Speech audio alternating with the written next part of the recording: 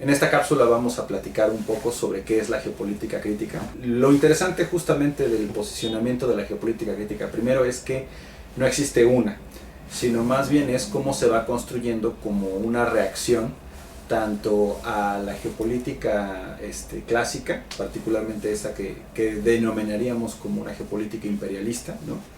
Y hacia cómo se construye mucho del discurso de la política internacional, particularmente después de la Segunda Guerra Mundial.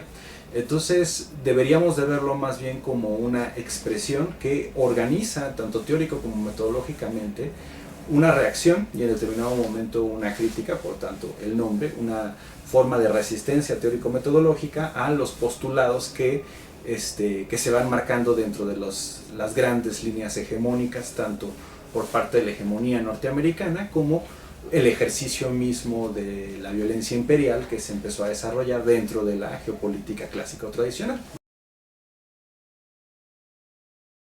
Particularmente podríamos empezar a enunciar una primera línea de geopolítica crítica que llamaríamos como anglosajona, en la que se va desarrollando a finales de 1980, principios de 1990, ¿no? Particularmente le llamamos anglosajona porque van a ser personas como John Agnew, como Colin Flint y particularmente como Gerardo Trotel los que van a Salmon Dalby, si no lo menciono algo mal pasará, los que van a empezar a generar un discurso basado en un primer momento en una crítica a los postulados geográficos que vienen dentro de lo que ellos llaman el ejercicio del geopoder, es decir, cómo se va a utilizar el conocimiento propio de la geografía para poder establecer relaciones de dominación. Esto era parte integral del discurso geopolítico dentro de la primera mitad del siglo XX. Lo interesante aquí es que ellos hacen una crítica no al ejercicio del poder como una relación positiva, sino todo lo contrario, el ejercicio del poder como un acto negativo de dominación, ¿no? Ellos se están basando mucho en el pensamiento sobre todo de dos filósofos franceses que van a ser, por un lado, Michel Foucault, haciendo y recuperando su crítica tanto a la gubernamentalidad como a la construcción de la biopolítica en términos del Estado, pero la figura más importante en realidad, creo yo, es la de Jacques Derrida, ¿no? Jacques Derrida lo que hace dentro de la filosofía es un ejercicio que se llama de construcción, ¿no? En donde tú tienes postulados, que son postulados que se van a construir en términos conceptuales, y entonces tú vas a agarrar las diferentes partes que construyen ese postulado y lo vas a deshacer, lo vas a deconstruir, ¿no? Y luego le vas a dar particular espacio a cada una de las diferentes partes para volver aquello que era periférico central dentro de la discusión, ¿no? ¿Por qué? Porque justamente esta parte de la geografía, de la geopolítica crítica anglosajona, tendrá como crítica la idea de que existe una escala mundial, ¿no? Como un nivel operativo, pues que se encuentra así, unido a los otros diferentes niveles, llamémosles escalas, pero que tiene una dinámica propia que la convierte en un objeto de estudio inamovible, no solo, ¿no? Como una totalidad. Y esto es importante porque durante la geopolítica clásica se presenta a esa escala mundial como una relación anárquica que se manifiesta como un estado de naturaleza, ¿no? Y entonces aquello que nosotros sabemos que es la competencia intercapitalista empieza a naturalizarse y empieza a pensarse como algo no solamente lógico, sino como parte del propio proceso de socialización humana que deba de encontrarse en pugna, en guerra, a través de esta mediación única que es la relación del Estado, y entonces cómo se naturaliza el conflicto de los estados como algo que pues pasa, ¿no? que es inevitable y es inamovible. Y esto es importante porque a final de cuentas ese presupuesto del conflicto como forma natural no solamente está entonces en esa geopolítica clásica que, ojo, viene de una matriz determinista, y entonces al hablar de naturalizar también lo está hablando en términos de naturalización de cuerpos y eugenesia, sino que también está detrás de mucho del discurso de las relaciones internacionales, particularmente los primeros momentos del realismo político, ¿no? Te sostienen justamente que el estado de naturaleza anárquico de las relaciones internacionales se debe justamente a que no hay un orden regulatorio superior, ¿no? Y entonces por eso es la organización internacional una forma particular en que se busca mediar ese tipo de conflictos, y entonces el conflicto pues no solamente es inevitable, sino que es el principio de organización. La geopolítica crítica anglosajona lo primero que hace es, bueno, no, en realidad, por un lado, la idea de una geopolítica imperial lo que te sostiene es justamente pensar en ese conflicto y por tanto en las relaciones de dominación que vienen amarrados a esa propia lógica como, como formas de dispositivos para poder sostener un orden específico de las personas, ¿no? De los cuerpos.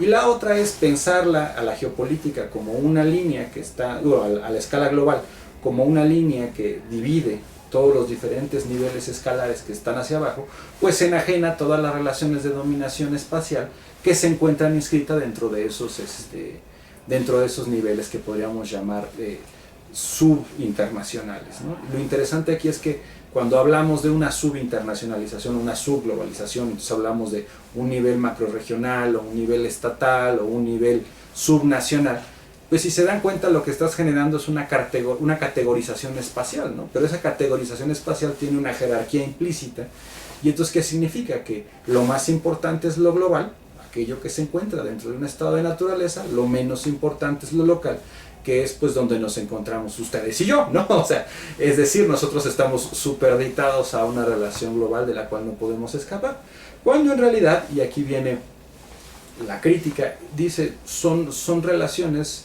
que se van construyendo, al contrario, dentro de la propia relación de la modernidad, de la estatalidad, que tienen mediaciones tanto cartográficas como institucionales, que generan dispositivos que van construyendo órdenes, discursos y, lo más importante, sentidos comunes. Esos sentidos comunes son los que van guiando, bueno, cómo nosotros estamos interpretando esa realidad.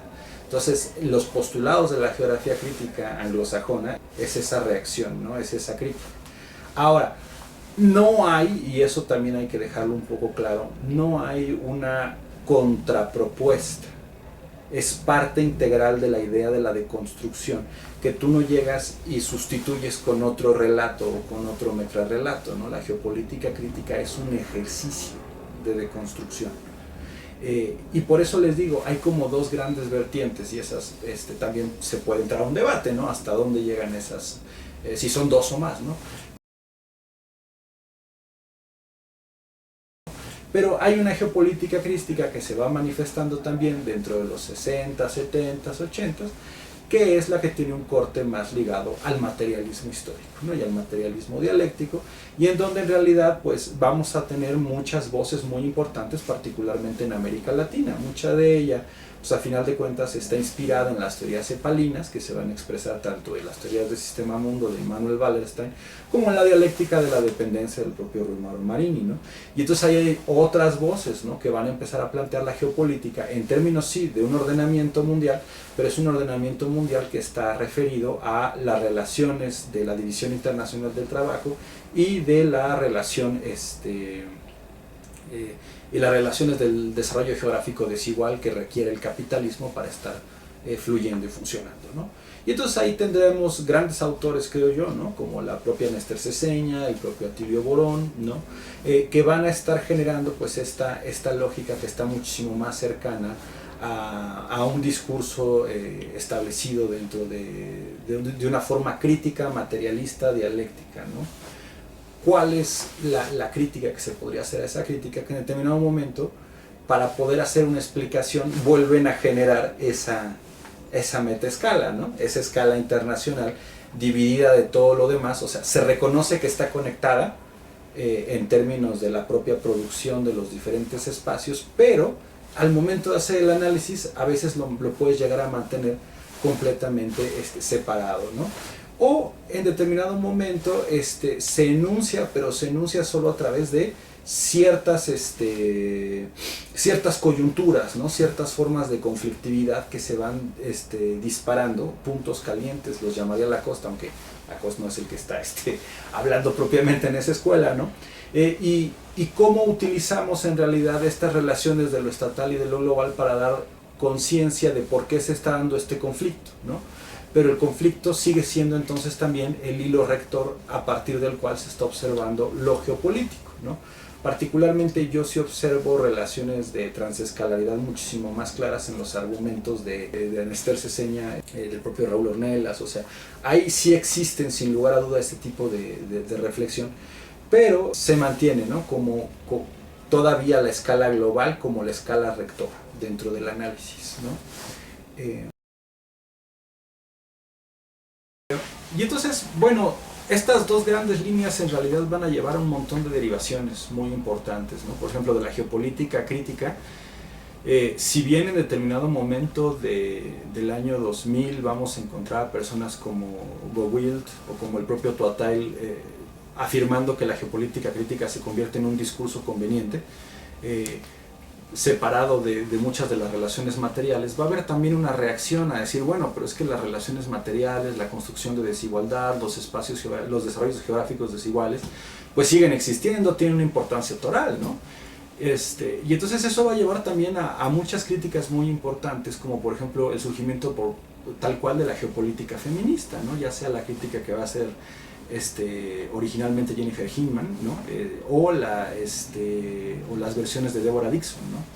También va a haber dentro de la geopolítica materialista, si bien en un principio se van a separar o se van a disociar de la idea de geopolítica precisamente por la carga política que lleva, pues desde los nazis hasta nuestros días, va a haber en la geografía crítica gente que abiertamente empieza a repensar el concepto de geopolítica. Uno de ellos, sin lugar a duda, es David Harvey, con su texto fundacional de la geopolítica del capitalismo, ¿no? Pero también ya hay otros autores, como por ejemplo la propia Deborah Cowen, ¿no? Que te empieza a hablar de nuevas geopolíticas materialistas, particularmente dentro del análisis de la logística internacional y del poder infraestructural, ¿no? También ha habido escuelas muy importantes de geopolítica crítica, que algunas probablemente no se consideran, no se consolidan como escuelas en sí, ¿no? Pero que están presentes dentro del escenario latinoamericano, ¿no? No se puede negar tampoco, si bien que no se ajustaba totalmente dentro de los parámetros de ninguna de estas dos grandes ramas que estoy platicando, bueno, el papel del pensamiento del doctor González Aguayo, sin lugar a dudar, también tiene una vertiente crítica que está haciendo a final de cuentas una contraposición con los presupuestos que se van construyendo dentro de una visión occidental o puramente occidental, ¿no? Por otro lado, bueno, hay varias personas, alumnos que se están desarrollando todavía hasta la fecha dentro de estas líneas, que están pues propugnando por la reconstitución de la geopolítica en términos de método, con una línea de materialismo dialéctico, ¿no? Son varias vertientes muy ricas, ¿no? Que todavía se están desarrollando hasta la fecha, y que creo yo que falta todavía mucho tiempo como para que podamos ver un panorama real, crítico de todo lo que está surgiendo, ¿no? de lo que significaría o representaría pensar críticamente la geopolítica.